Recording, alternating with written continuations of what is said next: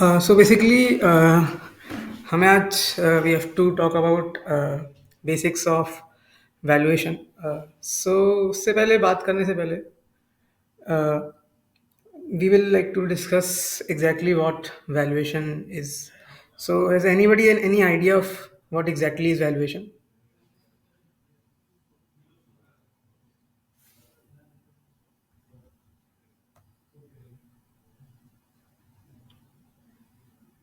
Hello, anybody here has any idea what valuation is?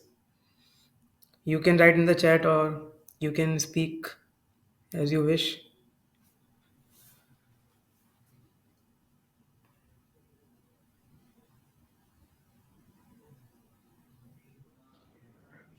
Valuation basically means you want to estimate the worth or price of something, right? Yeah, you are broadly right. So basically, valuation means to value something. What is the value of something? So here it's a very beautiful quote that in Bible it says that love covers a multitude of sins. Well, in investing field, price covers a multitude of sins. For humans, there is no substitute for love. For investing, there is no substitute for paying the right price. Absolutely none. So basically, even if you buy anything, it's good for some price.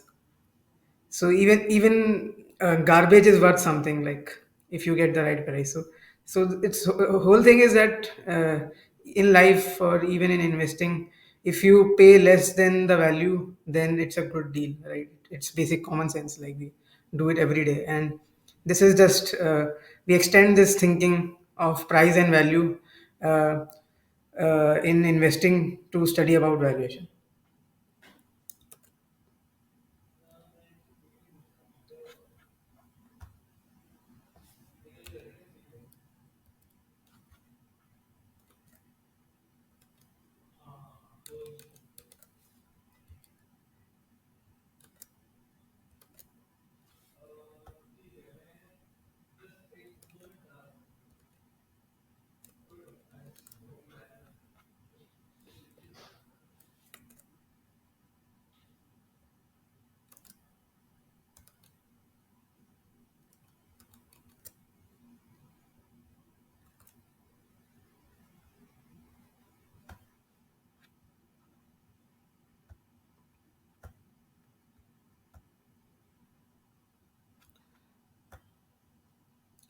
So basically, if you talk about investing, actually, so investing is something of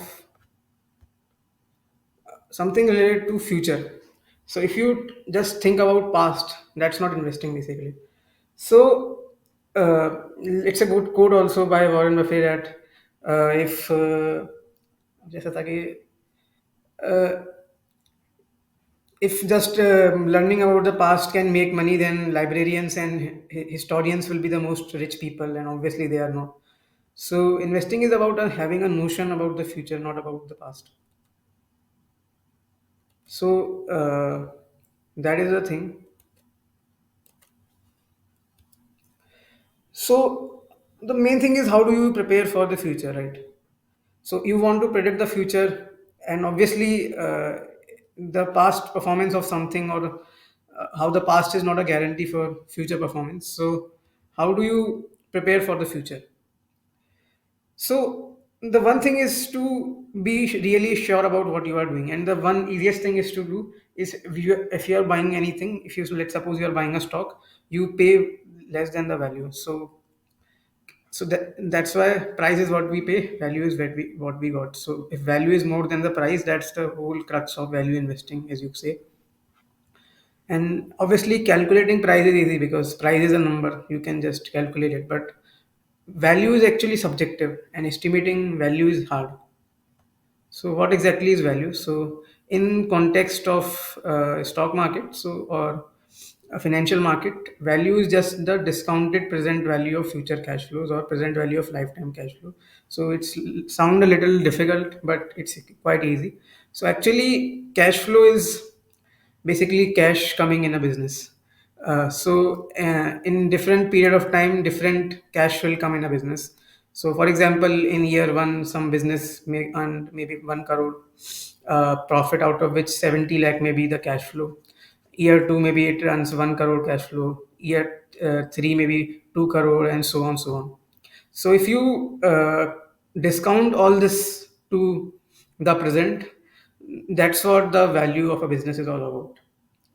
So a business which generates like lifetime cash flow, you discount it to the present value. And what the discounting means basically, so basically the whole notion of discounting is that uh, a, a rupee one today is worth more than a rupee tomorrow basically. अगर तुमसे कोई option बोले कि तुम्हें 1 रुपये में मिलना है, अगर तुम्हें आज चाहिए या फिर कल चाहिए, तो ऑब्वियसली हर कोई आज ही बोलेगा. सो टाइम के साथ पैसे की वैल्यू कम हो जाती है. क्योंकि कम होती है, क्योंकि एक तो इन्फ्लेशन होता है, दूसरा there is a concept of time value of money. So तो इसीलिए हम फ्यूचर में जो चीज़ जो कैश फ्लो होगा उसको आज के प्रेजेंट रेट पर डिस्काउंट करते हैं, कि दिखाते हैं कि फ्यूचर के कैश फ्लो की आज क्या वैल्यू है. So basically discounting is the reverse process of compounding. Compounding का मतलब है कि आज अगर आप 1 रुपये लगाते हो तो कल वो 2 रुपये हो जाएगा. लेकिन डिस्काउंटिंग में उल्टा है, कल अगर 2 रुपये मिलते हैं तो उसकी वैल्यू आज के कॉन्टेक्स्ट में 1 रुपये के बराबर है.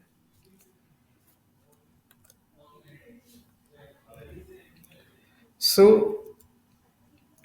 and that's what it means, the discounted present value of future cash flow. So, what are the approaches of doing valuation? So, one is the most common discounted cash flow, which is called DCF. So, how does this valuation method came into To being? So, interrupt, basic, like I have a small doubt. yeah, Uh, yeah. So you said discounting is like opposite of compounding, right? yes, Yeah. So in compounding, you just basically discuss about the interest rate, right? Like some interest rate that gets compounded over the time, right? And I think that is the same for discounted rate. But you mentioned the inflation as well. So what makes the discounted value? Like, is it the combination of both the inflation and the interest, or like because I know like in compounding we don't add the inflation adjustment per se, right? okay. Like, So, basically, the basic notion is that so when somebody lends you money, he expect a rate of return or interest rate, as you say. Why do we expect this? The first reason is something called as inflation, because value of money keeps declining because things gets more costly in the future, right? But this is only the one thing. The second thing is about this, why he expect a return or a interest when somebody lends money to someone, is that he's actually sacrificing his present for the future. For example, he might have consumed something from that money, but he's delaying that consumption to a future, and he's uncertain that if that future exists. So that is also added to that. The third thing is that like is to adjust risk. Like in future is uncertain, so so somebody who lends money also expects to get what is called as future risk premium.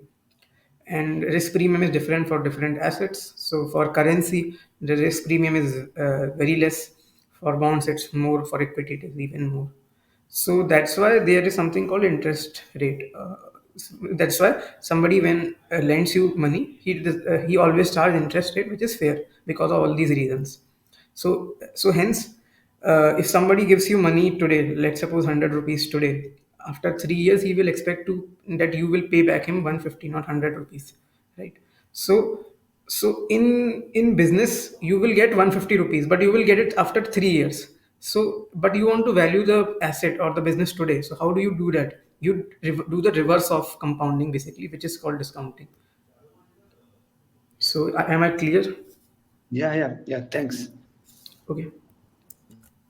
So the first approach you are talking about is called discounted cash flow or DCF, and DCF is essentially what we discussed right now. So how did this methodology came into being? So what happened in America in 19 like after in the 1920s.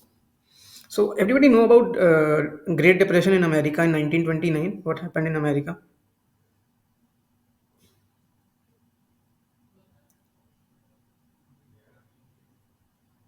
Hey, is everyone aware about the Great Depression of 1929?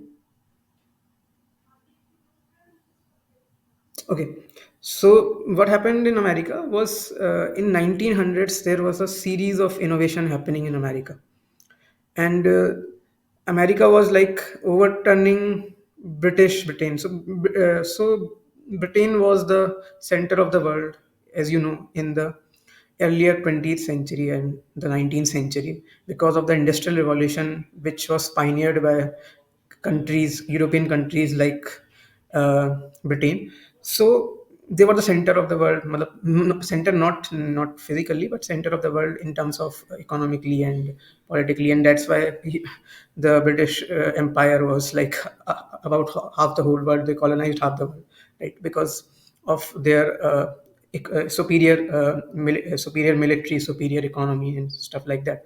But what gradually was happening in America was also industrial revolution, was large scale development happening in America in 1900s, and that's why they overtook after the Second World War.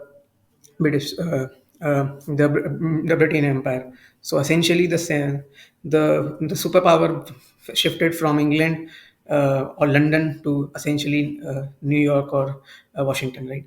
So is that time what happened? The prices of assets like they bubbled a lot, like stocks used to like give 10x, 100x, 1000x during this period of 1920 to 1929, like, and in that time, uh, whatever the valuation metrics that used to exist at that time, they all got like failed because the asset price at that time is like 100 rupees, and valuation metrics are saying that this is actually worth 5 rupees. So like this is the whole bubble, right? So how do you like account for that? So a new philosophy was discussed to value something. So earlier the value was related to how much assets I have. So for example, if company Reliance is value 100 crore. It is based on a multiple of how much asset it have. For example, it has 40 crore rupees of land or 10 crore factories. For example, it has 50 crore assets. So let's say we give a multiple of 2. So the value is 2 times the assets, net current assets, or the book value as you call it. So 2 times book value, you got 100 crore of valuation.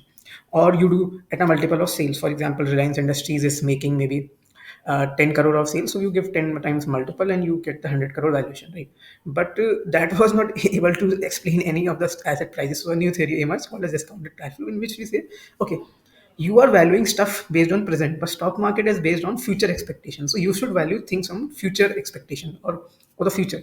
And how do you do for it? So you first of all you estimate future cash flows, lifetime cash flow of a company, like, and then you discount them back at the present value.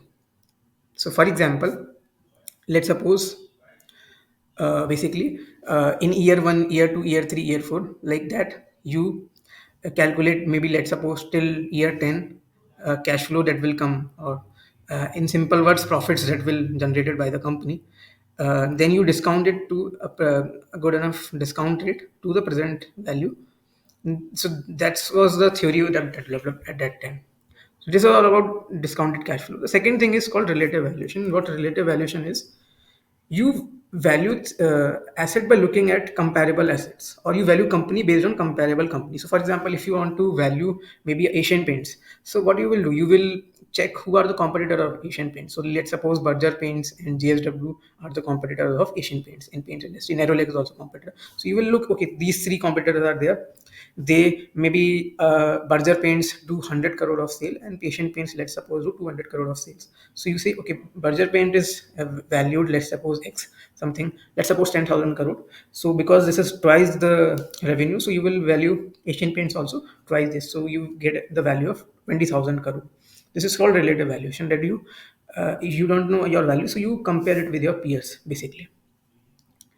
So the third is basically contingent claim valuation. So it is based on option pricing models. So options are one class of derivatives that exist, and so in contingent claim valuation is applicable when there is some distressed asset and you want to value that distressed asset. For example, a company is there which is drowning in debt and all.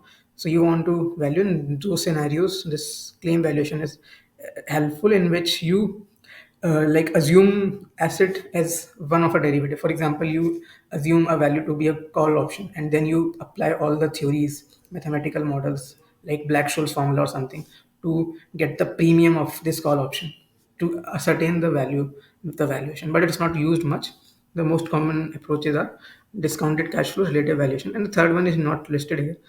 Fourth one that not listed here is basically valuing based on multiple. So, for example, if some company has some earnings EPS or net profit. So you give a multiple on this, which is essentially called the P ratio or the price earning ratio. What price earning ratio is? You divide the uh, divide the price of the stock divide by the earnings, you get a P ratio. So what you do, for example, you have earnings of some company, let's suppose 100 crore, you give a multiple to it, P ratio, let's suppose 30. So you multiply 30 by 100 crore, you get 3000 crore.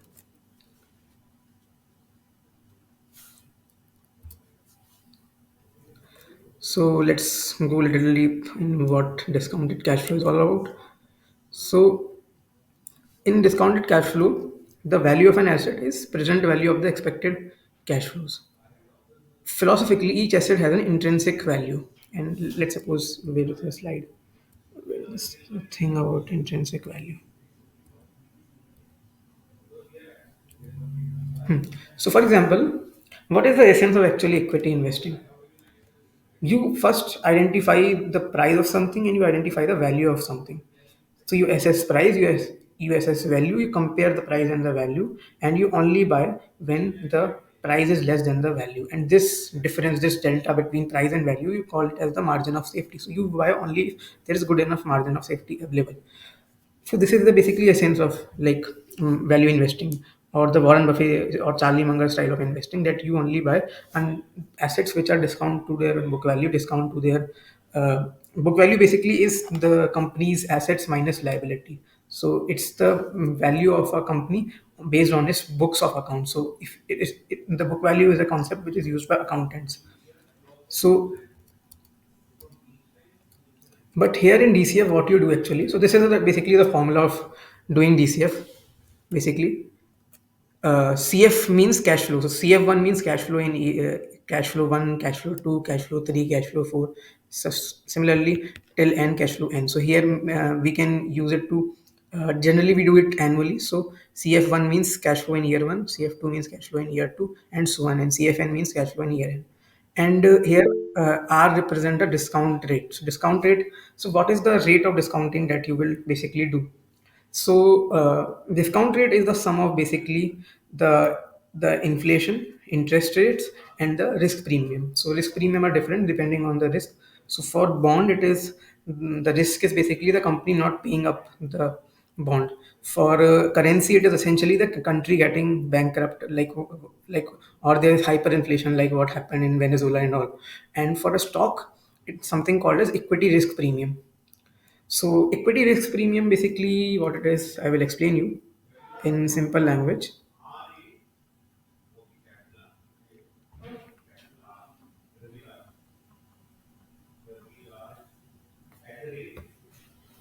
So basically, what is equity risk premium is basically it's a because equity is a riskier asset compared to other like a gold or real estate or maybe a bond, because bond or debt basically is the obligation of there is obligation on the buyer of the debt that he has to pay up the debt. But in equity there is no obligation, like you cannot go and say some company that you have to I purchase your stock for this, so you have to pay me this. This does not happen. So there is no there is no certainty in when you invest in equity as an asset class because it's risky. So that's why you command a more premium return for the risk you are taking, because risk and return go hand in hand. The more risk is there, you take the more return you expect. So hence we add equity risk premiums to get this R order discount rate. But suddenly, if you see this formula looks simple, then you will think about it. That means valuation is easy. Just get these values, cash flows, and discount rate, and you have done basically a DCF. Although this is a very simplified model, actual DCF you also have something called as basically the terminal value and the terminal discount rate, where we are not seeing in this model. Basically, this is a more generalized model. So terminal value basically means that you say, okay, from year 1 to year 20, this will be the cash flow, and after year 20 this business will reach maximum of its potential, and then it will like not grow further. So it will have something called as this terminal value, or the value at that time when it reaches its terminal stage. And so you will discount it to the terminal, discounted the terminal value of that business at that time. So it's similar sort of like you do in physics, like the concept of terminal velocity when some ball is or something is there in a viscous medium. So after some time, the viscous forces and the gravitational force balance each other, and then the acceleration becomes zero. So velocity, the ball moves with a constant velocity. The same happens here, that after some time the business reaches something called as terminal value of its business. So we also add that and discount it back to the current value through the terminal value of the business. But this is the more simplified version. But if you see, this is like easy to do, like it's basic maths. Like, so why it is so difficult to do valuation? The basic thing is that the difficulty here is to ascertain what is the cash flows, the cash flow in year one, the cash flow in year two. So CF1, CF2, CF3, CF, and how we will calculate this, and how you will calculate the correct discounting rate. Because if I change the discounting rate by even 0.5%, I will change the whole value of the asset. This is the basic difficulty in doing equity valuation. This is the basic challenge that we faces.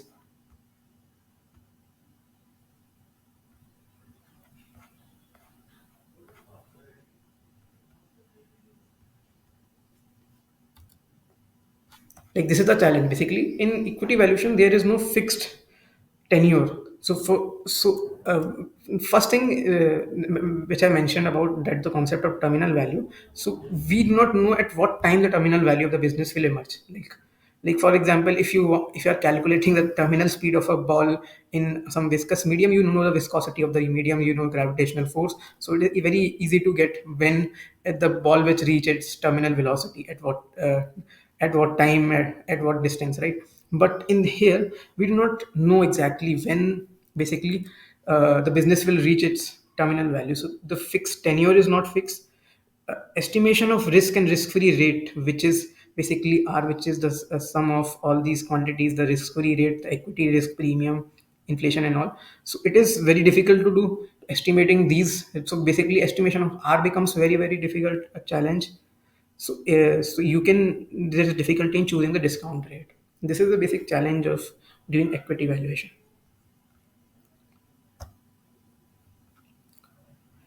So as we are discussing that basically DCF is basically that view value of an asset is actually the present value of the expected future cash flows of an asset, and on philosophical basis that every asset has an intrinsic value based on its cash flow, growth and risk. Basically risk is captured in the R, and the cash flows are in the formula in CF1, CF2. These are the cash flows.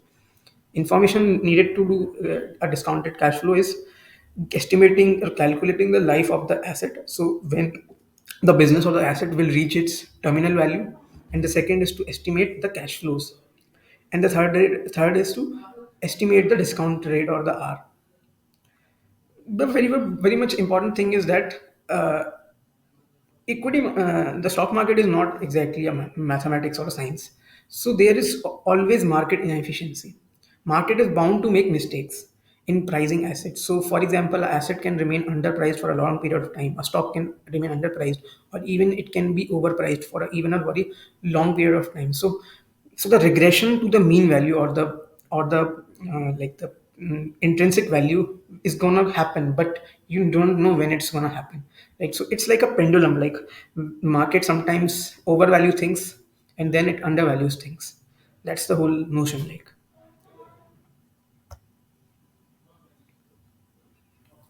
so basically, equity valuation versus a firm valuation. So there is a difference between. So firm is basically business valuation versus the equity of the business valuation. There are different concepts. Why there are different concepts? Because basically a firm is like value of the entire business. So value of the entire business is just based on the debt, equity, assets, liability. You just calculate the book value, give a multiple to the book value, and just you calculate the firm valuation. But equity valuation, because it is based on DCF, you have to do all this thing, that you have to calculate the future cash flows, you have to set up a discounting rate, you have to find the terminal value of the business, and you have to also find when the business is going to reach the terminal value, right? So there's a difference between valuing an equity versus valuing a firm. So basically, if you If you were just talking about valuation of equity, but if you Sorry, can you? I'm sorry. Can you repeat? Like, what is the difference? Like, I'm still, I couldn't understand that last part. basically, for example, let's suppose in a in a in normal world, for example, you are a MSME owner, like, Okay. and you are want to acquire some company. Let's suppose Mm-hmm. you are a paper trader, and you Mm-hmm. want to acquire basically what basically a paper mill, let's suppose, right? So ठीक है. Mm-hmm. what will be the approach of valuing that between the buyer and seller? What will happen? You will say, okay, ये factory है, इस factory इतनी land है, इस Mm-hmm. Factory में इस फैक्ट्री इतना कुछ स्ट्रक्चर बना हुआ है, तो उसके बेसिस Mm-hmm. पर ये कुछ कुछ इसकी बुक वैल्यू आ गई बेसिकली, अकाउंटिंग अच्छा. वैल्यू इसकी आ गई, और उसके बेसिस पर हम देख लेंगे कि अभी कितना मार्केट कितना धीमा चल रहा है या तेज चल रहा है, उसके बेसिस पर हम उस पे कुछ सेट कर देंगे कि चलो ठीक है, जो बुक वैल्यू आ गई उसको हम उसका 2 टाइम्स हम देने को तैयार हैं, कि मार्केट तेज चल रहा है, फिर हम बुक वैल्यू पे खरीदेंगे बिकॉज़ अभी मार्केट में थोड़ी मंदी चल ठीक. रही है, एसेट प्राइस कम है आजकल। तो इस तरीके से हम एक वैसे डिफाइन करेंगे। लेकिन जब हम एक एक इक्विटी का जब हम वैल्यूएशन करते हैं, बेसिकली इक्विटी बेसिकली क्या है, बेसिकली क्या कहते हैं, the ownership in a company. तो बिजनेस जो है, एक एक्चुअल जो लाइव बिजनेस है, वो बेसिकली एक तरीके से it's not a dead, it's not a non living thing, it's a living entity, like, because वो हर रोज चेंज हो रही है। वो बिजनेस जो है एक इन्वायरमेंट में एग्जिस्ट करता है, जहाँ पर फ्यूचर है, जहाँ पर स्कोप है, जहाँ पर ग्रोथ है, जहाँ Mm-hmm. पर इंटेंजिबल एसेट्स भी हैं। तो एक बिजनेस की गुडविल भी होती है, एक उसकी ब्रांड भी होती है, जिसको हम एक अकाउंटिंग टर्म्स में नहीं डाल सकते उसको, कि क्या क्या ब्रांड वैल्यू क्या है। अगर आपको एप्पल का ब्रांड खरीदना है, तो एप्पल का ब्रांड वैल्यू क्या है? क्या वो 100 बिलियन है, कि 50 बिलियन है, कि 10 बिलियन है, कितना है एग्जैक्टली? सो अच्छा. This is basically the difference between valuing equity versus valuing that. Fine. Yes. Yes. Thank you. So let's now focus on a much simpler concept, which is simpler to understand, is the concept of P ratio. So P is basically price divided by the earnings, or you can say the price of a stock divided by the EPS. EPS means earning per share, right? So if you see here, if you multiply the P ratio by the EPS, EE cancel out, EPS cancel out, you get the price back, right? So essentially, if you want that the price of a stock to increase, so you are telling two things. The first thing is the P ratio to expand. The second thing is the earnings to expand. Basically, earnings increasing is basically called earnings growth. That you get earnings growth, and P increasing is called P expansion or P re-rating, right? So you are thinking for those things, those two things, like, and this is the whole thing about, if you understand this concept about P expansion and P compression and about EPS growth, earnings growth, then you are good to go. Then you essentially got the crux of investing. So let's suppose the significance of this through a small quiz. So here we are discussing about two stocks. One is called Infosys, the other is called Marico. Marico is a FMCG company जो कि parachute oil बनाती है, कुछ biscuits वगैरह भी बनाती है, but main जो इनका वो है पैराशूट ऑयल जो आता था। इन्फोसिस तो हम सब जानते ही हैं कि इट्स आईटी कंपनी। 2000 से 2018 के टाइम पीरियड में इनका जो प्रॉफिट सीएजीआर है या फिर जो अर्निंग्स ग्रोथ है, वो है 25% और 18% रिस्पेक्टिवली। तो आपके हिसाब से इनका रिटर्न कितना बना होगा? इन्वेस्टर ने जब 2000 में पैसा लगाया, इस सन 2000 में, तो जब 2018 में उसने बेचा, तो इस बीच में इन्वेस्टर का सीएजीआर या इन्वेस्टर का जो आईआरआर है, इंटरनल रेट ऑफ रिटर्न, वो कितना होगा? कोई बता सकता है? कुछ सोच के कुछ एस्टिमेशन कर सकता है without referring internet?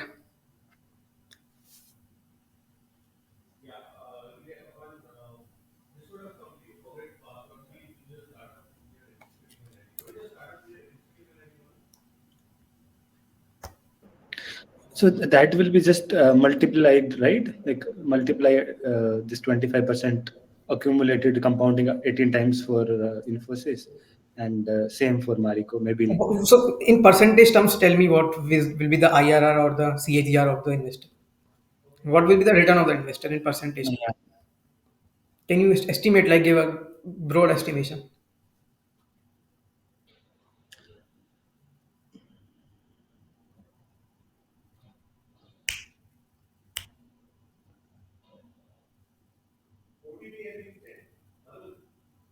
It would be multiplied 10x or something. मतलब अगर very very परसेंटेज में बता दो मेरे को, कितना परसेंट जो तुम्हें लगता है रिटर्न कितना होगा? इन्फोसिस का कितना percentage रिटर्न? होगा 1000. 1000 के करीब, मतलब थाउजेंड, लाइक अरे परसेंट में थाउजेंड थोड़ी हो जाएगा भाई, परसेंट तो 10%, बीस any percentage परसेंट। basically, मतलब like the amount invested will be like 10x maybe percentage. I don't know that maybe. ठीक है, कैलकुलेटर यूज करके परसेंटेज कैलकुलेट कर लो। ये जो सीएजीआर प्रॉफिट ग्रो किया, वो कंपनी का हुआ ना? ये जो सीएजीआर है, प्रॉफिट, कंपनी ने इतना परसेंट प्रॉफिट अपना ईयरली बढ़ाया हर ईयर, तो रिटर्न कितना हुआ होगा इन्वेस्टर का? तो प्राइस भी उस हिसाब से ग्रो करना चाहिए, अगर तो ये देखा जाए तो। ट्रेडिशनल ट्रेडिशनल थिंकिंग हमारी ये होगी कि अगर 25% अर्निंग्स ग्रोथ आई है कंपनी में और इसमें 18%, तो ठीक है, रिटर्न भी अगर हम लॉन्ग पीरियड में देखें, क्योंकि बेसिकली यही बेसिकली थिंकिंग है, बेसिकली वॉरेन बफे की और चार्ली मंगर की जो है थिंकिंग हाँ, कि ओवरऑल में अर्निंग्स डिक्टेट करती हैं स्टॉक मार्केट को when you look at the long term. तो यहाँ पर 25% आना चाहिए इन्फोसिस का और मारिको का तो मैं 18%। इसको लेकिन जब 18%। आप आंसर देखोगे तो आप चौंक जाओगे। द आंसर है कि इन्फोसिस का रिटर्न बना 8%, मारिको का 30%। उल्टा हो गया ये तो अब ये मतलब ये ऐसा हुआ कैसे? ऐसे ये गड़बड़ घोटाला कैसे हो गया? तो अब यहाँ पे जो पूरी जो कहानी है वो है वैल्यूएशन के बारे में। तो आपको ये समझ में आएगा इसको, इस एग्जांपल को देख के, कि वैल्यूएशन इतनी इंपॉर्टेंट चीज है, क्योंकि वो पीई दोनों का डिफरेंस होगा, मेरिको का बहुत कम होगा लगता है। so for example in year 2000 what was happening? Can anybody know what was the economic event that was happened in year 2000? IT boom. ITboom.com crash, right? हाँ. So in the at the peak of year 2000 or the dot com bubble, so all the IT companies were valued at a very high valuation, right? So this is the P of 2008 actually, uh, 8 and 18. But you get the whole thing that Infosys at that time the value, the P ratio was 300 or something, and Marico P ratio at that time was 30-40 something. And because So you have a very high return entry P, per year, right? hmm? Like per year return, up per year return पूछ रहे थे, right? So Like basically 8% is per. जो हम बात कर रहे थे ना बेसिकली कि Mhm. जो पी होता है वो पी और ईपीएस का मल्टीप्लिकेशन होता है। तो हम सब लोग जो ईपीएस पे फोकस करते हैं कि कितना कितना ग्रोथ आएगा, कितना ईपीएस ग्रोथ आएगा, अर्निंग्स ग्रोथ आएगा, लेकिन कोई पी नहीं देखता। मतलब जो लोग पी देखते हैं वो पी के पूरे कॉन्टेक्स्ट में नहीं समझते कि जो पूरी कहानी है इन्वेस्टिंग की, वो एंट्री पी और एग्जिट पी डिसाइड करता है। आपका एंट्री मल्टीपल और आपका एग्जिट मल्टीपल डिसाइड करता है कि आपका रिटर्न कितना बनता है। यहाँ पर ठीक है. जो जो ग्रोथ थी वो तो इन्फोसिस में ज़्यादा थी, लेकिन रिटर्न तो इन्फोसिस में हार्डली कुछ बना 8%, लेकिन मारिको ने 30% सीएजीआर किया because of the entry P and the exit P, जो कि मारिको का बहुत कम था, इन्फोसिस का बहुत ज़्यादा था। तो आपने बेसिकली इन्फोसिस, आपने क्या करा कि आपने एक अच्छा एसेट खरीदा, आपने एक अच्छी चीज़ खरीदी, तो आपने बेसिकली सोने को हीरे के दाम पे खरीद लिया। असेंशियली आपने ये करा। इन्फोसिस बहुत अच्छी कंपनी, इतना अच्छा ग्रोथ करी है 25 साल तक, 20 साल, आसान थोड़ी है 20 साल तक 25% ग्रोथ करना।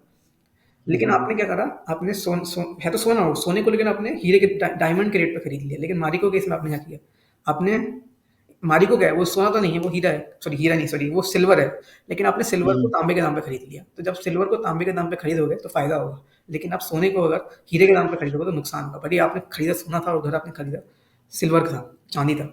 That's the thing about valuation, that's why valuation is king, everything is बकवास, valuation is the main thing. So this is the historical evolution of how valuation happened in 1930s. Before this whole thing of US investing boom, we used to do what is called discounting to the book value. So you just calculate these are the assets, these are the liabilities. You do assets minus liability, and based and the valuation will be somewhere proportional to this book value. Then after that the DCF concept came into being when the equity boom of US happened, and then another concept happened in 1950s which is called dividend yield. So actually कुछ क्या था कि US में कई सारे stocks थे, बहुत सारा पी पे मिल रहे थे, और इवन अगर उनका डीसीएफ भी करोगे तो भी उससे कुछ सेंस बनता नहीं था। तो फिर इन्वेस्टर ने नया दिमाग लगाया कि कैसे इस प्राइस को कैसे मतलब एक्सप्लेन कैसे करें। इट्स लाइक कि केमिस्ट्री में होता है ना कि आपको एक्सेप्शंस मिल जाते हैं ऑर्गेनिक में, फिर आप थ्योरी अपनी चेंज करने की कोशिश करते हो कि अपनी थ्योरी को इससे फिट बैठाने के लिए अपने एग्जाम्पल से। यहाँ पे भी सेम चीज़ हुई कि वो नए नए कॉन्सेप्ट फिर वैल्यूएशन के इंट्रोड्यूस हुए। एक था डिविडेंड यील्ड। तो बोला ये गया कैसा करते हैं कि तुम खाली ये देख रहे हो कि चलो इसकी बुक वैल्यू तो इतनी कम है, मतलब बेसिकली एसेट 100 रुपए के हैं लेकिन वैल्यू 1000, लेकिन जो वैल्यूएशन है वो 1000 कैसे हो गई? तो वो 1000 इसलिए है कि ये कंपनी ना बड़ी अच्छी है, कंपनी ने बहुत ज़्यादा डिविडेंड देती है तुमको। तो हम ना डिविडेंड यील्ड कैलकुलेट करते हैं। अगर डिविडेंड यील्ड 2-3-4% है तो बहुत अच्छा, बहुत अच्छा ये क्या कहते हैं कंपनी को, क्योंकि फिर वो उसको कंपेयर कर लेंगे ना रियल एस्टेट से कि रियल एस्टेट में आपकी डिविडेंड यील्ड 2-3% होती है, तो यहाँ पे भी 2% डिविडेंड आपको मिल रहा है, भले ही वैल्यूएशन बहुत ज़्यादा है लेकिन ये तो बहुत अच्छी कंपनी है। तो डिविडेंड यील्ड का कॉन्सेप्ट आया, खास करके ये जो जितनी कमोडिटी कंपनीज में डिविडेंड यील्ड का कॉन्सेप्ट बहुत चला, कि वहाँ पर बहुत ज़्यादा डिविडेंड्स की कंपनी दिया करती है। फिर 1960s में अर्निंग ग्रोथ का कॉन्सेप्ट आया कि तुम ना अभी तुम प्रेजेंट की अर्निंग्स क्यों देख रहे हो, फ्यूचर में अर्निंग्स आने वाली है ना बहुत ज़्यादा, फ्यूचर में ग्रोथ होगी तगड़ी वाली। इट इज़ लाइक कि जो अभी एआई में जो वैल्यूएशन हो रही है, कि एआई में अभी जो कंपनीज हैं जितनी भी, एनवीडिया को छोड़ दें तो बाकी सारी कंपनी अभी तो कुछ पैसा कमा नहीं रही, ओपन एआई के भी कुछ ज़्यादा प्रॉफिट है नहीं, लेकिन उनकी वैल्यूएशन इतनी ज़्यादा क्यों है? वैल्यूएशन इसलिए इतनी ज़्यादा है कि लोग बोल रहे हैं कि फ्यूचर ऐसा आएगा एआई का कि बिल्कुल मतलब फट जाएगा कि ग्रोथ ही ग्रोथ हो जाएगी, तो इसलिए अर्निंग्स ग्रोथ पर फोकस करो। फिर 1980s में कॉन्सेप्ट आया कि कंपनीज ऐसी मिल रही है हमको कि जिसकी अर्निंग ग्रोथ भी कुछ ज़्यादा नहीं है, डिविडेंड भी कुछ ज़्यादा नहीं देती है, लेकिन तब भी बहुत महंगी कंपनीज है, कैसे एक्सप्लेन करें? तो फिर ये कॉन्सेप्ट आया कि तुम उनका रिटर्न ऑन इक्विटी देख लो। चलो ठीक है, हम रिटर्न ऑन इक्विटी देख लेते हैं। क्यों रिटर्न ऑन इक्विटी क्यों देखें? क्योंकि बेसिकली रिटर्न ऑन इक्विटी क्या होता है? बेसिकली आपका net profit divide by the equity और द बुक वैल्यू। सो तो बोला जाएगा कि ये जो कंपनी है बेसिकली डिविडेंड तो कम दे रही है, ठीक है, इसकी ग्रोथ भी नॉर्मलाइज है, लेकिन इसकी वैल्यूएशन इतनी ज़्यादा इसलिए है क्योंकि इतनी हाई रिटर्न ऑन इक्विटी तो बहुत ही कम कंपनीज की होती है, तो इन कंपनीज के लिए पूरा मार्केट भागता है, तो इसलिए इनकी वैल्यूएशन इतनी ज़्यादा हो जाती है। तो तुम रिटर्न ऑन इक्विटी पे फोकस करो। तो जैसे कि कंपनी, जैसे कि अब अगर आप नेस्ले को खोल देखें तो नेस्ले अगर स्क्रीन पे देखें, चलो देख ही लेते हैं।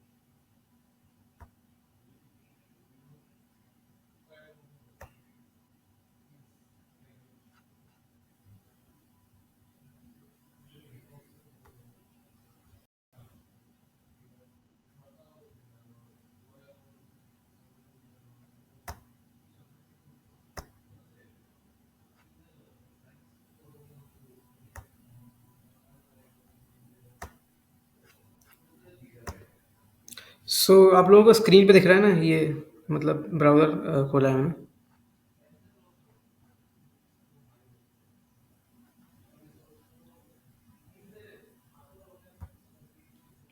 सो यहाँ पर देखो, नेस्ले का हम हिस्टोरिक पी देखते हैं थोड़ा। सो सी दिस टाइम कि नेस्ले का पी हमेशा 70, 80, 90, 100।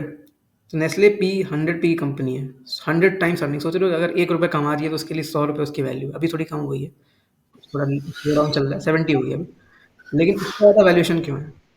तो अब कहानी पर आते हैं हम कि इसका चक्कर क्या है। अभी ये नेस्ले की अगर मैं ग्रोथ की बात करूँ तो नेस्ले मुश्किल से 2-3-4% ग्रोथ करती है, क्योंकि अभी ये जो है इतनी मैच्योर कंपनी हो चुकी है कि आप कितना एक्स्ट्रा मैगी बेच लोगे, कितनी ज़्यादा एक्स्ट्रा आप क्या सेरेलैक बेच लोगे, तो वहाँ पर तो अब जितना पॉपुलेशन ग्रोथ होगा उतना ही बिकेगा ना बेसिकली। पॉपुलेशन ग्रोथ से 1-2%, तो अगर इंडिया की पॉपुलेशन ग्रोथ 2% है तो ठीक है, आप 4% का आपका क्या कहते हैं सेल्स ग्रोथ, अर्निंग ग्रोथ होगा, लेकिन आपका वैल्यूएशन तो 100 है। 100 कैसे एक्सप्लेन करोगे? तो देखो ऐसे एक्सप्लेन करोगे, इसका आरओई देखो 135% है।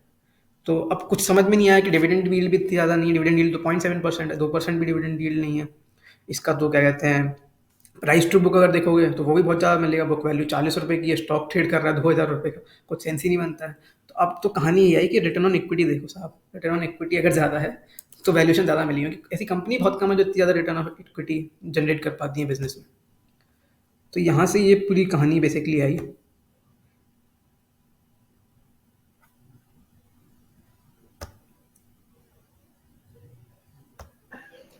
एक क्वेश्चन पूछना था, ये स्क्रीनर पे अपना एसेट्स और लायबिलिटी सेम दिखाता है सब कंपनी का जब देखने वो जाए। बैलेंस शीट में एसेट लायबिलिटी सेम ही होंगी ना, ओके, बेसिक हम लोग अकाउंटिंग का कॉन्सेप्ट है ना, डबल सिस्टम अकाउंटिंग में, तो जब भी बैलेंस शीट बनाओगे तो एसेट्स और लायबिलिटी तो बराबर ही होंगी। ओके ओके, ठीक है ठीक है। अच्छा मैं समझ गया तुम्हारा डाउट क्या है। बेसिकली तुम सोच रहे होगे कि हम तो बुक वैल्यू कैलकुलेट करने के लिए एसेट्स माइनस लायबिलिटी करते हैं ना। हाँ हाँ, वो चीज ऐसे, हाँ उससे समझ गया। बेसिकली एसेट माइनस लायबिलिटी होता है बुक वैल्यू या फिर इक्विटी, इक्विटी ही होता है asset minus liability. Basically assets is equals to liability plus assets. लेकिन ऐसा होता है कि जब हम बैलेंस शीट बनाते हैं तो बैलेंस शीट में जो इक्विटी होता है उसको हम लाइबिलिटी मानते हैं। लाइबिलिटी क्यों मानते हैं? बिकॉज इक्विटी बेसिकली क्या है कि ओनरशिप है शेयर इन्वेस्टर की, बट उस शेयर इन्वेस्टर को तो रिटर्न चाहिए ना। रिटर्न चाहिए तो उसको कुछ ना कुछ देना पड़ेगा, उसको डिविडेंड देना पड़ेगा या कुछ ना कुछ देना पड़ेगा। तो जहाँ पर भी पैसा तुम्हारी जेब से जाता है उसको लाइबिलिटी ट्रीट किया जाता है। जिस चीज़ से पैसा जेब में आता है उसको हम एसेट ट्रीट करते हैं। इसीलिए इक्विटी को बैलेंस शीट बनाते समय उसको लाइबिलिटी सेक्शन में डालते हैं, इसीलिए जिससे कि एसेट लाइबिलिटी मैच हो जाए। लेकिन एक्चुअल में एसेट माइनस लाइबिलिटी इक्विटी होता है और इक्विटी ही बुक वैल्यू होती है। उससे कैलकुलेट होती है बिजनेस की बुक वैल्यू या उसकी अकाउंटिंग वैल्यू कितनी है बिजनेस की। आई थिंक क्लियर हुआ ना?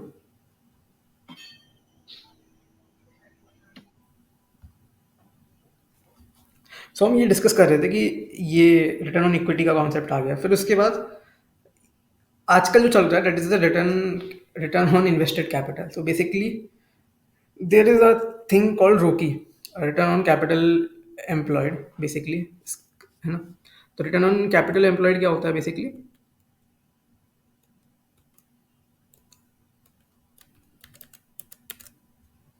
Return on capital employed basically आपका होता है कि ईबिट को हम डिवाइड कर देते हैं कैपिटल एम्प्लॉयड से। EBIT is basically earnings before interest and taxes, उसको हम कैपिटल एम्प्लॉयड से डिवाइड करते हैं तो हमको वो मिल जाता है रिटर्न ऑन कैपिटल एम्प्लॉयड। तो हम देखते हैं कि जो कंपनी कैपिटल पे कितना रिटर्न जनरेट कर पा रही है, तो उसको अपन देखते हैं, कंपेयर करते हैं कि इंक्रीमेंटल कैपिटल पे रिटर्न जनरेट कर पा रही है। रिटर्न की कंपनी अगर 100 रुपये कैपिटल ले रही है उस पर 30 रुपये तो जनरेट कर पा रही है, लेकिन अगर कंपनी को बोला जाए कि 100 की जगह 200 रुपये कैपिटल ले लो बाहर से, तो क्या 200 रुपये पे भी वो 60 रुपये जनरेट कर पा रही है कंपनी? तो वहाँ से कॉन्सेप्ट आता है बेसिकली रिटर्न ऑन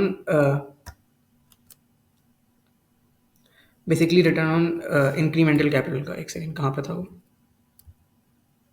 हाँ, return on invested capital, return on incremental capital. So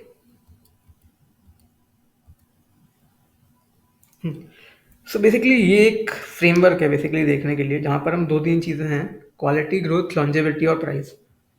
so basically quality of business बहुत ज़्यादा है और अगर क्वालिटी ऑफ मैनेजमेंट बहुत ज़्यादा है, इसका मतलब क्या है कि बिजनेस स्टेबल है ना? कंज्यूमर फेसिंग बिजनेस है, क्योंकि कंज्यूमर फेसिंग बिजनेस स्टेबल होते हैं। जो भी कमोडिटी वाले होते हैं वो थोड़ा सिक्लिकल होते हैं। सिक्लिकल मतलब उनमें मंदी तेजी बहुत ज़्यादा आती है। जो कंज्यूमर बिजनेस होते हैं उनमें थोड़ा मतलब रहता है कि मतलब अगर अगर आप क्या कहते हैं नेस्ले की मैगी खाते हो तो ऐसा थोड़ी है कि कल को रिसेशन आ जाएगा तो मैगी खाना बंद कर दोगे, तो ठीक है मैगी खाओगे तब भी। इसलिए कंज्यूमर फेसिंग बिजनेस स्टेबल रहता है थोड़ा। इनकी ये हाई क्वालिटी ऑफ बिजनेस कब हुआ कि बिजनेस अपॉर्चुनिटी बहुत ज़्यादा है, कि अभी तो आपका छोटा मार्केट कैप है और इवन जो बहुत ही ग्रोइंग मार्केट में आप सिचुएटेड हो। फॉर एग्जांपल आप इंडिया में सोलर का काम कर रहे हो, सोलर बहुत ग्रोइंग मार्केट है तो बहुत बड़ी ह्यूज अपॉर्चुनिटी है। या फिर आप एआई का काम कर रहे हो, आर्टिफिशियल इंटेलिजेंस का, जहाँ बहुत ग्रोइंग मार्केट है। फिर है कि आपके पास कोई कॉम्पिटेटिव एडवांटेज है अपने अपने अपने आप को प्रोटेक्ट करने के लिए, क्योंकि जहाँ पर भी ग्रोइंग मार्केट होगा, जहाँ पर बड़ी अपॉर्चुनिटी होगी, तो कॉम्पिटिटर ज़रूर ऑब्वियसली वहाँ पर आएंगे ही आएंगे अपना बिजनेस बनाने के लिए। वहाँ पर आपके पास में एक एडवांटेज होना चाहिए। चौथा होता है कि मैनेजमेंट बहुत अच्छी होनी चाहिए और पांचवा होता है कि आपके फाइनेंशियल्स बहुत अच्छे होने चाहिए। अगर मैनेजमेंट बहुत अच्छी है और बिजनेस क्वालिटी बहुत अच्छी है तो ये तो हो गया quality side of a business. फिर आती है ग्रोथ साइड। अब ग्रोथ का मतलब क्या है कि बेसिकली कितना मतलब आप फ्यूचर कितना आपका प्रॉमिसिंग है, तो कितनी आप क्या कहते हैं बेसिकली अपने सेल्स को बढ़ा सकते हो, कितना आप प्रॉफिट को बढ़ा सकते हो, कितना आप उधार लेके और तेजी से अपने आप को एक्सपैंड कर सकते हो, इसको हम फाइनेंशियल लेवरेज बोलते हैं। तो ये ग्रोथ सेगमेंट हो गया, ये क्वालिटी सेगमेंट, ये ग्रोथ सेगमेंट। अब तीसरा सेगमेंट है प्राइस, कि आपने बहुत अच्छा बिजनेस खरीद लिया जिसमें मैनेजमेंट भी बहुत अच्छी है, बिजनेस की क्वालिटी भी बहुत अच्छी है, बहुत ही ग्रोइंग बिजनेस भी है, लेकिन आपने उसको पी दे दिया 500 का पी। तो इवन जो आपने चीज़ तो बहुत अच्छी खरीदी, आपने खरीदा तो सोना है, लेकिन आपने सोने को खरीद लिया डायमंड के दाम पे। असेंशियली ये कहानी हो गई। तो इसीलिए ये तीसरा क्वाड्रेंट है, वो है प्राइस का या वैल्यूएशन का। तो आप रीजनेबल वैल्यूएशन पे खरीदते हो मार्जिन ऑफ सेफ्टी के साथ। मार्जिन ऑफ सेफ्टी का मतलब क्या है कि वैल्यू ज़्यादा है, प्राइस आप कम पे कर रहे हो, तब तभी लॉन्ग टर्म वो चलता है। ठीक है, तो ये एक बेसिक फ्रेमवर्क हो गया इक्विटी इन्वेस्टिंग का।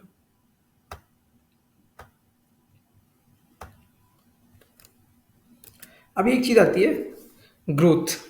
तो हमने देखा कि इन्वेस्टिंग में ग्रोथ बहुत इंपॉर्टेंट है कि बेसिकली अर्निंग ग्रोथ कितनी आती है, लेकिन सारी ग्रोथ सेम नहीं होती। अब इसके लिए ये एक अच्छी खासी टेबल है जो कि हमको एक्सप्लेन करती है। तो अगर हम टेबल में अगर हम कॉलम में देखें तो हमको ग्रोथ दिखाई दे रही है 0 से लेकर 40% तक। और अगर हम हॉरिजॉन्टली या फिर एक रो में अगर हम देखें तो रो में हमको रिटर्न ऑन इक्विटी दिखाई दे रही है starting from 10% to 40%। Return on equity होता है basically net profit divided by the equity और द बुक वैल्यू। तो रिटर्न ऑन इक्विटी बेसिकली हमको एफिशिएंसी बताता है बिजनेस का। अभी रिटर्न ऑन इक्विटी के अलावा एक कॉन्सेप्ट होता है जिसको हम बोलते हैं कॉस्ट ऑफ इक्विटी। तो बेसिकली कॉस्ट ऑफ कैपिटल कि इंडिया में अगर आप 12% का रिटर्न भी नहीं बना रहे हो तो फिर आप जीवन में कर क्या रहे हो आप? क्योंकि 12% तो आपको स्टॉक मार्केट में मिल जाता है, तो फिर आप बिजनेस बंद करके स्टॉक मार्केट में से डाल दो, उससे अच्छा। तो इसको हम बोलते हैं बेसिकली कॉस्ट ऑफ कैपिटल कि कोई भी कैपिटल है उसकी भी तो कॉस्ट है। अगर आप उधार लेने जाओगे तो भी 10-12% में मिलेगा, है ना?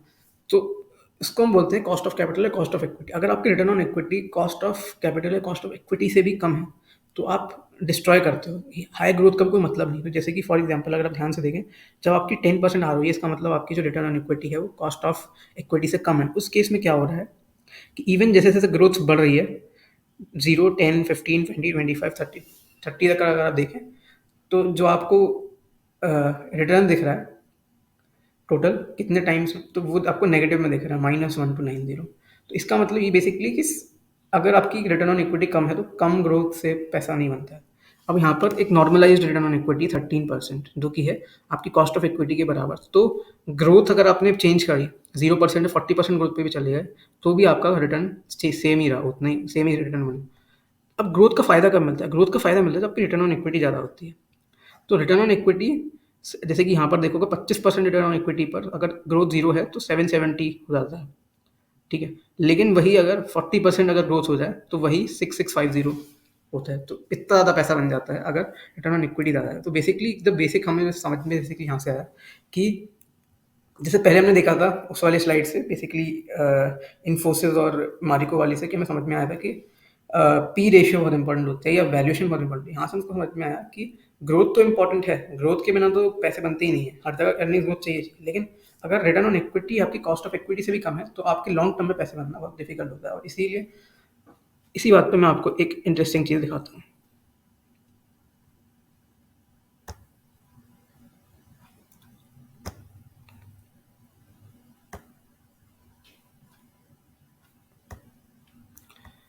सो बेसिकली अगर हम कोई बिजनेस देखें, कोई बिजनेस का बताओ, चलो कौन सा बिजनेस?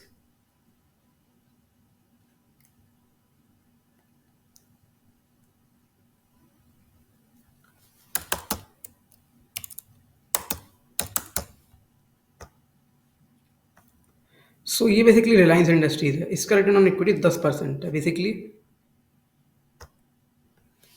रिलायंस बेसिकली 100 रुपये की अपनी बुक वैल्यू पर 10 रुपये साल का कमाता है ना? This is the meaning of return on equity. So यहाँ ये जो है 13% या 12% से कम है जो कि कॉस्ट ऑफ इक्विटी या कॉस्ट ऑफ कैपिटल है। तो उस केस में अगर रिलायंस अगर ग्रोथ बढ़ जाएगी उससे हमारे रिटर्न अच्छे नहीं होंगे, हमारे रिटर्न उल्टा खराब हो जाएंगे।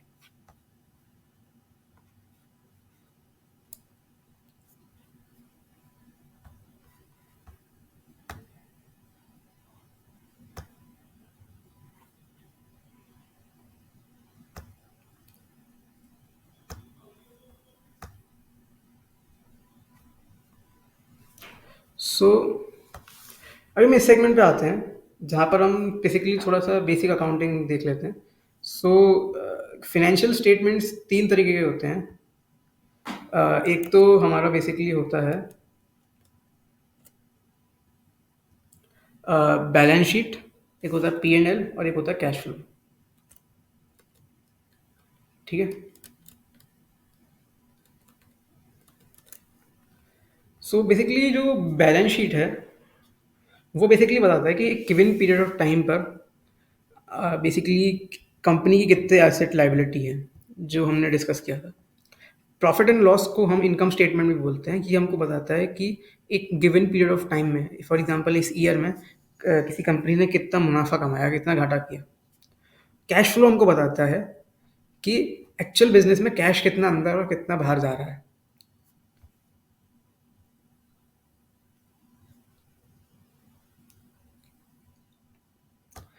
सो ये सब हमने सीखा, वो इसलिए सीखा कि जिससे कि हम ये सीख पाएँ कि वैल्यू इन्वेस्टिंग की क्या पावर है। सो बेसिकली वैल्यू इन्वेस्टिंग जो है एक बहुत ही पुरानी चीज़ है, जो कि चार्ली मंगर, वॉरेन बफेट उनके टाइम से चल रही है, जिसमें हम लॉन्ग टर्म पे फ़ोकस करते हैं। और बेसिकली जो जो पूरे जो सार है बेसिक वैल्यूएशन का क्या है कि आप जो है आपकी जो वो होनी चाहिए, जो प्राइस होना चाहिए एसेट का, वो अगर उसके वैल्यू से कम है, मतलब वैल्यू ज़्यादा है, प्राइस कम है, तो आपके पैसे बनते हैं। तो पूरी कहानी वैल्यू इन्वेस्टिंग की यही है। So what are the rewards of value investing? कि कि स्टडी ग्रोथ अगर बिजनेस में होती है, एक्सपेंशन होता है वैल्यूएशन का, और डिविडेंड यील्ड मिलती है। तो बेसिकली अगर आपने सही प्राइस पे खरीदा बिजनेस को, तो आपको तीनों चीज़ें मिलती हैं। आपको अर्निंग ग्रोथ भी मिलती है आपको, जैसे हमने जो फॉर्मूला में देखा था कि P E multiply by E basically होता है प्राइस। तो अगर हमको प्राइस बढ़ाना है तो हमको पी रेशियो भी बढ़ाना है, और हमको अर्निंग्स भी चाहिए, तो स्टडी ग्रोथ अर्निंग्स की मिलेंगी, तो उधर से प्राइस बढ़ेगा स्टॉक का। दूसरा पी एक्सपेंशन हो जाएगा, वैल्यूएशन का एक्सपेंशन हो जाएगा, क्योंकि फ्यूचर में मार्केट सेंटीमेंट अच्छा हो जाएगा, तो पी एक्सपेंशन की वजह से भी आपके पैसे बन जाएंगे। और तीसरा आपको, क्योंकि वो स्टॉक है, स्टॉक आपको हर साल डिविडेंड भी देता है, कि फॉर एग्जांपल किसी स्टॉक का अगर डिविडेंड यील्ड 1% है, तो आपको हर साल 1% तो आपको मिलता ही है आपके बैंक अकाउंट में, तो आपको डिविडेंड इनकम भी मिल जाएगी। अभी जब मैं जो भी देखा उससे हमको थोड़ा वैल्यूएशन का समझ में आया है कि वैल्यूएशन में हमको सबसे पहले इंट्रिंसिक वैल्यू कैलकुलेट करते हैं, जिसके अलग अलग मेथड्स हैं, जिनमें से एक होता है क्या, बेसिकली डिस्काउंटेड कैश फ्लो। दूसरा क्या है कि concept of margin of safety, की जो वैल्यू है वो ज़्यादा होनी चाहिए compare to the price you are paying, और जो डिफरेंस है बिटवीन वैल्यू एंड प्राइस, वही हमारा क्या होता है, मार्जिन ऑफ सेफ्टी होता है। तो आप बिजनेस के लिए कम पे करें, यही मेन चीज़ है वैल्यूएशन की। अब there is new concept of called growth trap. तो बेसिकली होता क्या है कि जब भी मार्केट में क्या होता है कि जब भी हम इन्वेस्ट कर रहे होते हैं, तो हम चीज़ जो देखते हैं, हम देखते हैं फैक्ट्स को, कि नहीं नहीं ये चीज़ मार्केट में नहीं चल रही है। फॉर एग्जांपल अभी इंडिया में सोलर में या रिन्यूएबल एनर्जी में बूम है, या फिर ट्रांसफार्मर्स में बूम है, या फिर मे बी पीएसयूज में बूम है, या फिर ग्लोबली एआई के पूरे मार्केट में बूम है, आर्टिफिशियल इंटेलिजेंस के। तो लोग क्या फैक्ट्स को चेस करते रहते हैं, और ये हमेशा होता है। For example in year 2000 IT का बहुत बूम था, 1995 2000। तो जितनी भी आईटी कंपनीज थी या डॉट कॉम वाली कंपनीज थी, वो सब बहुत हवा में चढ़ गई थी। इन ईयर इंडिया में ईयर 2003 से 2008 इंफ्रास्ट्रक्चर का बहुत ज़्यादा बूम था, और दुनिया भर के बिल्डर्स आ गए थे इंडिया में, और बहुत ज़्यादा इंफ्रा वाली कंपनीज बहुत ग्रो करी थी। So there was a company called Real Tech करके, जो कि 2003 से 2008 में शायद मेरे ख्याल से 100 गुना तो ही गई थी। तो ये होते हैं फैट्स, लेकिन फैट्स के बाद हमेशा उनका क्या कहते हैं, डिस्ट्रक्शन होता है, क्योंकि बबल जो होता है वो बस्ट हो जाता है बेसिकली, और इसी से हमको जो है खराब रिजल्ट्स मिलते हैं। तो जब भी आप फैड को चेस करते हो, आप बस ट्रेंड को चेस करते हो, लेकिन आप वैल्यूएशन को भूल जाते हो, तो हमेशा आपके रिजल्ट्स डिसअपॉइंटिंग ही होते हैं।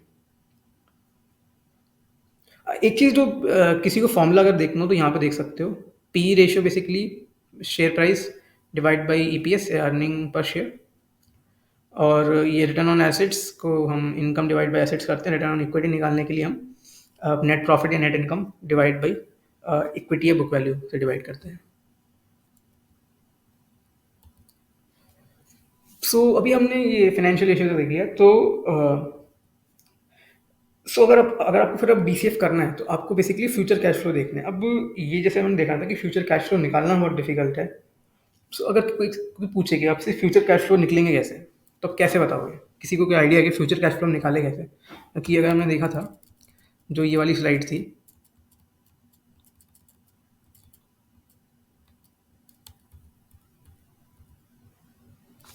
बेसिकली आपको कैश फ्लोज चाहिए, CF1 CF2, cash flow in year 1, cash flow in year 2। तो किसी को कोई आइडिया है कि हम फ्यूचर कैश फ्लोज कैसे निकालते हैं?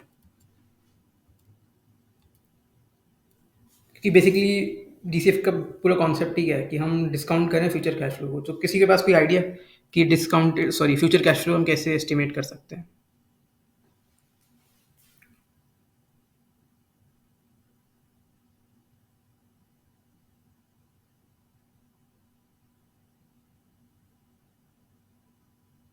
Hello, am I audible? कि कुछ दिक्कत है?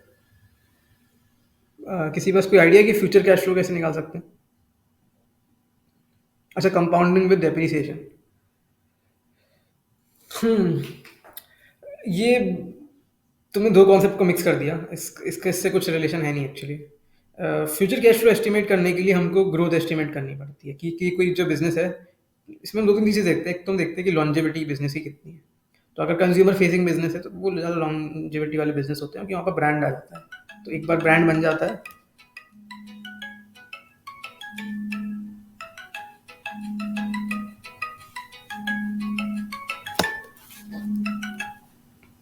तो एक बार अगर ब्रांड बन जाता है तो वो तो आप देखते हो लॉन्जेविटी बिजनेस की कितनी है। दूसरी चीज़ आप देखते हो कि ग्रोथ कितनी है, और ग्रोथ को एस्टिमेट करते हो। वैसे बहुत डिफिकल्ट चीज़ है ग्रोथ को एस्टिमेट करना, बट आप देखते हो कि फ्यूचर में ये कंपनी कैसा कर सकती है, इसका प्रोडक्ट कितना अच्छा है। उसके बेसिस पर अभी कितनी ग्रोथ है, उस सबके बेसिस पर आप एक एस्टिमेशन निकालते हो कि फ्यूचर ग्रोथ कितनी हो सकती है। ठीक है। So I think this was all I had to discuss about valuation. So हमने मोटा मोटा हमने सारी चीज़ें डिस्कस कर ही ली हैं कि डीसीएफ कैसे करते हैं, वैल्यू इन्वेस्टिंग क्या है, वैल्यूएशन क्यों इंपॉर्टेंट है, पी रेशियो क्यों इंपॉर्टेंट है। सो अगर किसी को कोई सवाल है तो वो पूछ सकता है वैल्यूएशन के रिलेटेड। Hello. हाँ। Yes, I had one question regarding that. When you showed the ROE of Reliance Industries, hmm. you said that if the growth is more, then will not like gain more profit. I didn't understand that part. क्या समझ में नहीं आया कि growth अगर, अच्छा okay समझ आपने गया बोला समझ कि गया। अगर ग्रोथ ठीक है ज्यादा ठीक है, होगा समझ गया मैं तुम किस में डाउट है। I got it.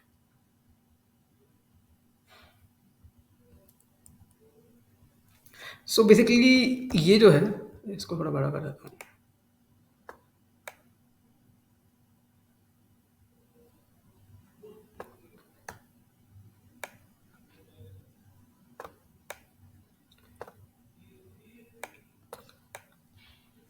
ये पूरी कहानी है, वही टेबल है बेसिकली। अगर आप यहाँ पर देखें तो यहाँ पर हमने प्लॉट किया है कि डिफरेंट कंपनीज की हमने एक प्लॉट किया कि उनकी आरओई कितनी थी, उनकी ग्रोथ कितनी थी, और उससे हमने ये टेबल क्रिएट करी है। तो हमको समझ में ये आया बेसिकली कि जो रिटर्न, जो कॉस्ट ऑफ कैपिटल है या फिर जो कॉस्ट ऑफ इक्विटी है, अगर कंपनी की return on equity cost of equity से कम है, उस केस में क्या होता है कि आप ग्रोथ बढ़ाते हो तो आपका रिजल्ट जो आप पॉजिटिव सोच रहे थे कि बेसिकली प्राइस का फॉर्मूला क्या होता है कि पी को आप ग्रोथ से मल्टीप्लाई करते हो, ईपीएस ग्रोथ से, है ना, ईपीएस से मल्टीप्लाई करते हो। तो अगर आपको ईपीएस बढ़ेगा, मतलब ग्रोथ आपको मिल रही है, तो आपका प्राइस बढ़ेगा, आप ये सोचते हो। लेकिन हमने ये देखा कि रिटर्न ऑन इक्विटी अगर बिजनेस की कॉस्ट ऑफ इक्विटी से भी कम है, तो एक्चुअल में ये ग्रोथ बढ़ाने से पैसे बने नहीं, उल्टा पैसे डिस्ट्रॉय हो गए हैं, है ना। यहाँ पर आप देखिए -310, यहाँ पर देखिए कम हो रहा है, 770 से लेकर आप 10 तक पहुँचे, 10 से 3 -310 -750 -1290 -2900। तो बेसिकली आपके पैसे बनते नहीं, आपके पैसे डिस्ट्रक्शन होता है। तो बेसिकली इसको कहते हैं वेल्थ डिस्ट्रक्शन कि आपकी रिटर्न ऑन इक्विटी, आप बेसिकली बिजनेस आप किस लिए करते हो कि आप बिजनेस में 100 रुपये लगाते हो, उससे आपको कुछ साल का रिटर्न मिलता है। तो रिटर्न ऑन इक्विटी का मतलब क्या है कि आपने बिजनेस में एग्जैक्टली ये मतलब नहीं है, बुक वैल्यू बेसिकली अगर बिजनेस की 100 रुपये है, तो उस पर आपने साल का कितना रिटर्न बनाया। तो रिलायंस इंडस्ट्रीज केस में आपने साल का 10 रुपये बनाया, क्योंकि आपकी आरओई 10% है। लेकिन उस अगर अगर अंबानी जी ऐसा सोच रहे हैं, मतलब सोचेंगे नहीं ऐसा, बट अगर सोचें हाइपोथेटिकली, तो उनको क्या करना चाहिए, उनको क्या करना चाहिए, तो अपने आरओई बढ़ाएं इस तरीके से। दूसरा वो क्या कर सकते हैं, अपने बिजनेस को बेच दें, जो भी उनको वैल्यू मिलेगी 2 4 5 लाख करोड़ जो भी मिलेगा उनको, उसको वो उसको उसको इंटरेस्ट में लगा दें ना, तो उससे 10 12% की तो ब्याज ही कमा लेंगे अंबानी जी। तो बिजनेस क्यों कर रहे हैं, क्योंकि वो बिजनेस इतना बड़ा हो चुका है कि एट सर्टेन साइज आपका साइज ही आपका नहीं बन जाता है कि बहुत ज़्यादा फिर हम ग्रोथ और आरओई आता नहीं है आफ्टर अ सर्टेन साइज। क्योंकि अगर आप पर्टिकुलर साइज से पहुंच चुके हो, इसका मतलब आपने बहुत सारा अपना मार्केट एग्जॉस्ट कर लिया है। मार्केट का भी तो फाइनाइट साइज होता है।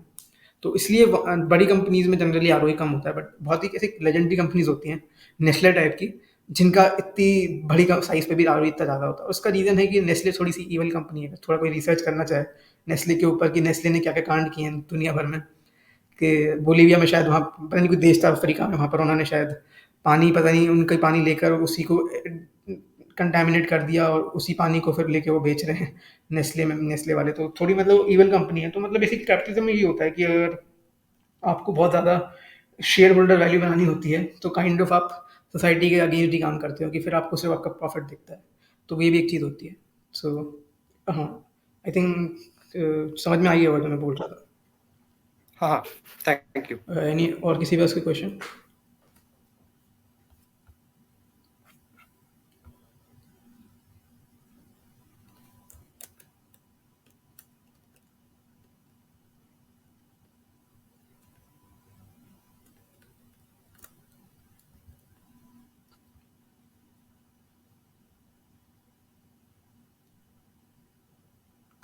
किसी से क्वेश्चन नहीं तो हम एंड कर सकते हैं, ठीक है?